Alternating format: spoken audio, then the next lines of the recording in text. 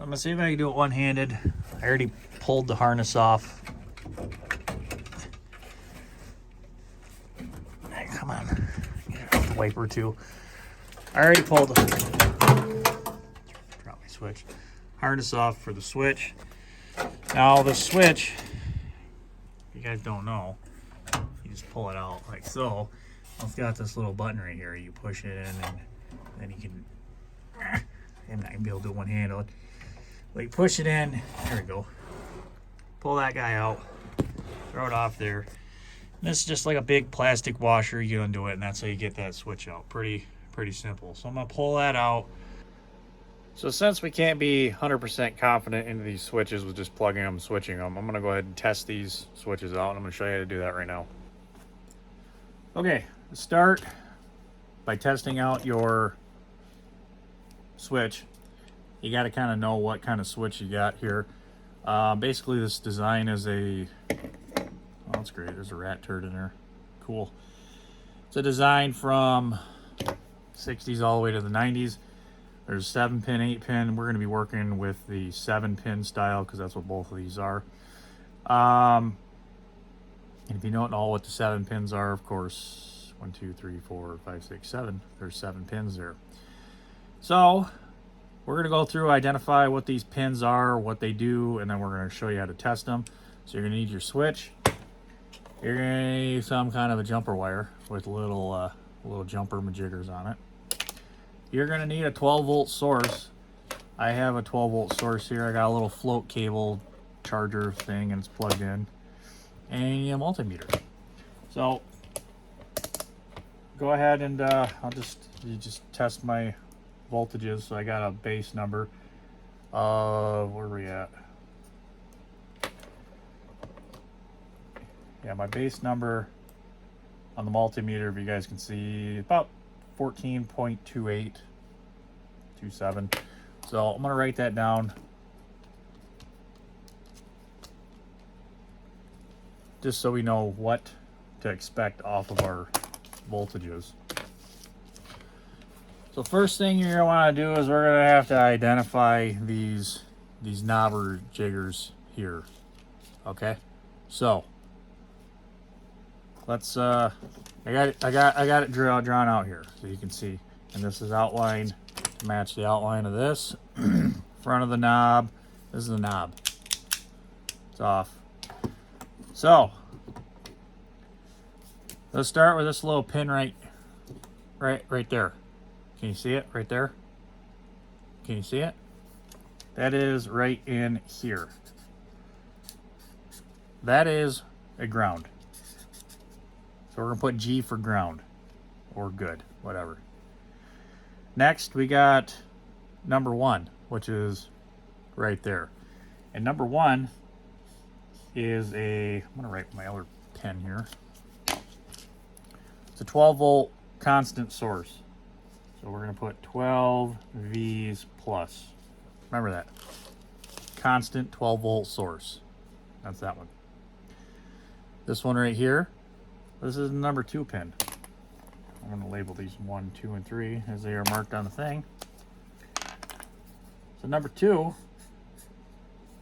that is your power for your dimmer switch. So it goes in here, you got a curly Q thing, and that goes over to number 3, which is right here, which is right there. And number 2 and 3, they got this stuff going on like that. So number 3, I drew it kind of big, but number 3 is down here, and it's got like a weird little brass piece thing doing this around. Yeah. Number 3, that guy is the number 3 pin that ties into the dimmer switch. It feeds power for this stuff. So just keep number 3 in there in mind. Number 4, right here. Number 4 is your tail lights. So that's 4, pin 4, right here. 4 is your tail lights. This is number 5. That's over here. number 5. This is a fused 12 V's plus. So it's 12 V's. So that's your fused right here. 12 volts. Power. Fused though. It's fused. So then we got number 6, which is about lined up with number 2 there. Right here. Right here. Number 6. For our tail lips. Tail lights. Or no, I'm sorry. It's headlights. Headlights. So number 6 is for the headlights. Okay? You with me now? We got the schematic here, roughly, crudely drawn out. Cool. So what we're going to want to do is now take our jumper wire. We're going to test the voltages going through the switch to make sure the switch is actually working. So take your jumper wire, plug it into the 12 V's and then to the 12 volt fused right here. Okay, so not the ground, 12 volt right there, and then we'll put it over here to the 5. So you want to jumper over number 1 pin to the number 5. Next, what you're going to want to do is you're going to want to take your positive and give it some positive. So we'll go ahead and give her some positive, and then take your ground. You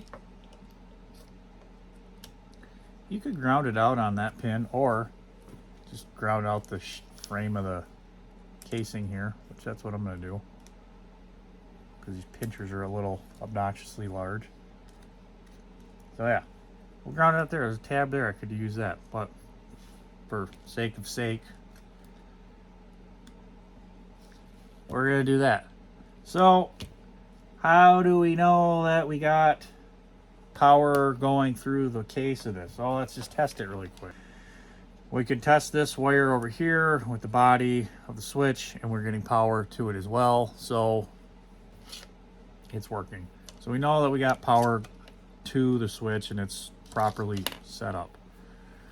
So next thing we're going to want to do is we got to ground our black prong to the ground of this one right here, put it in there, and what we gotta do is we gotta test the jump terminals.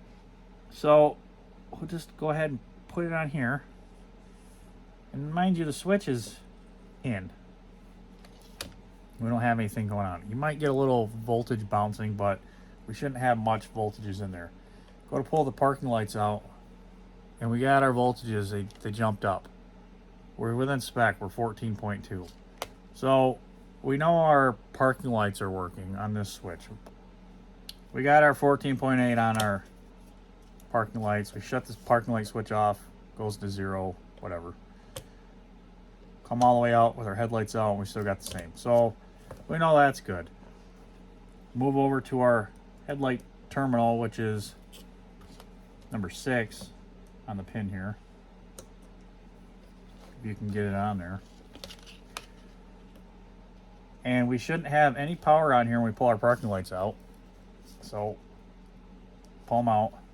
We got nothing. Well, we got a little bit, but we got really nothing. Pull it all the way out again, and now our headlights are on and we got full voltages. So that is telling me that between the parking lights and between the headlights, both terminals are actually working. The switch is powered up. The switch is working properly like it's supposed to. Okay? Makes sense? Because what we did was we ran power through the switch. We checked our tail lights. We pulled it out to the parking light setting there. We got power. So our tail lights, or parking lights, tail lights, they came on. Parking lights. We moved it over to here. We pulled the knob out again, and our headlights came on because it was there. So that worked. Okay. So go ahead, shut her all the way off, and then we can disconnect our power for our next little test that we're going to do here. We'll just set the float charger off to the side, pull off our jumper cable. Okay. So when you got your dimmer switch, you twist it, right? Like so. And what that does is it makes your lights dimmer and brighter, dimmer, brighter, dimmer, brighter. So the dimmer brighter is this, the 3 to the 2 to the 3 to the 2 to the 3 to the 2 to the 3 to the 2. right? 3 to the 2. So you want to do is take your multimeter, turn it back on, click it over to horseshoe mode, right there, 200, sufficient.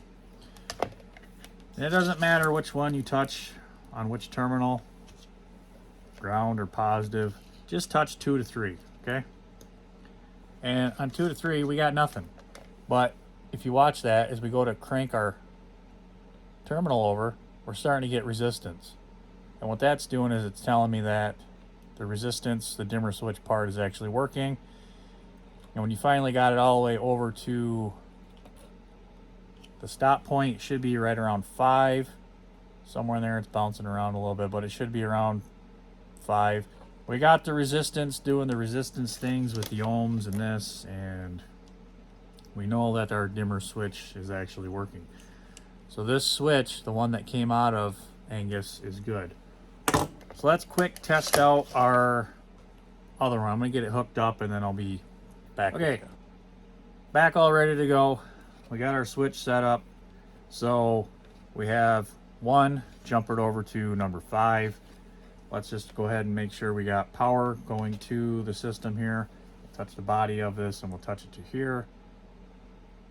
And we're getting 11.25, 11.2, which is our same range that we had earlier.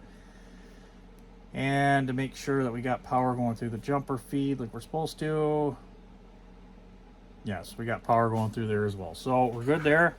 So we'll begin our test. Again, we'll check the taillights. We'll just ground out our ground probe and we will make sure it's working there. We'll test it to our number 4 pin. Pull our marker light out. We should have 0-ish. Pull our parking lights out and we should get, it's working, but we ain't got no power going to that switch. And it's not coming out again. What's going on there, guy? What's going on?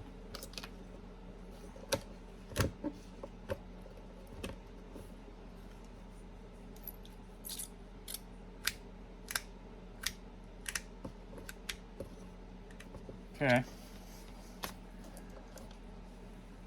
So we're working again. So I got it on the parking light. We should get voltage there, but we're not. Okay. So we go to pull the headlight all the way out and this should come on. It does. So we would have headlights on this switch, but something's up. We don't have parking lights. We got nothing. So there you go. Quick down and dirty on how to test for that. Yeah, we get it when we pull it all the way out, our parking lights, but we just don't have it on parking light mode. So that's a bad switch. But we'll just test the dimmer portion of it here. Just unplug everything again. Set it off to the side, pull your jumper off, and change it to horseshoe mode. Now remember, we're just testing 2 and 3 on this part. We got 1 is like no resistance, obviously, and we crank her.